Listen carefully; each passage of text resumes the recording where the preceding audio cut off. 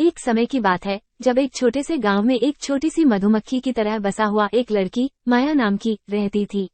माया को प्यारे दादा दादी बहुत धन्यवाद दिया गया था, जो उनके दिल में एक खास जगह रखते थे।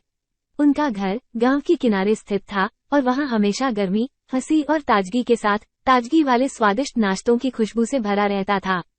दादा टॉम एक सज्जन आत्मा थे, उनकी आंखों में चमक होती थी। उनके हाथों में कड़ाके का काम से जड़े थे, लेकिन वे हमेशा तैयार रहते थे माया को प्यार भरे आलिंगन में ले जाने के लिए। वो भीषण समय में अपनी जवानी की कहानियों का साझा करते हुए आगे की दूरी की जगह और जादुई लोकों में माया को पहुंचाते थे। दौलतमाय लिली विपरीत रूप से संतुलित हृदय से संपन्न थी।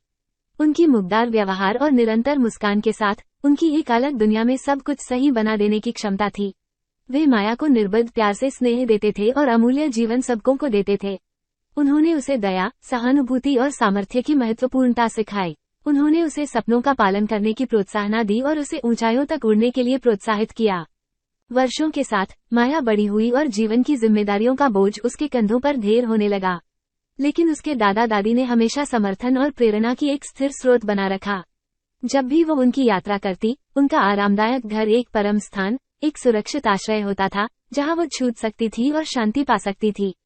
एक दिन जब गांव को मीठी हिमपात से आवृत कर रही थी, माया को सूचना मिली कि उसके प्यारे दादा दादी बीमार हैं। वो चिंता से उनकी ओर बढ़ चली, उसका दिल चिंता से भर गया। दिनों महीनों में बदल गए और माया ने उनकी देखभाल की। उन्हीं सालों से उन्होंने उसकी देखभाल की थी। दुखद रूप से वो दिन आया जब माया को अपने प्यारे दादा दादी को विदाई देनी पड़ी।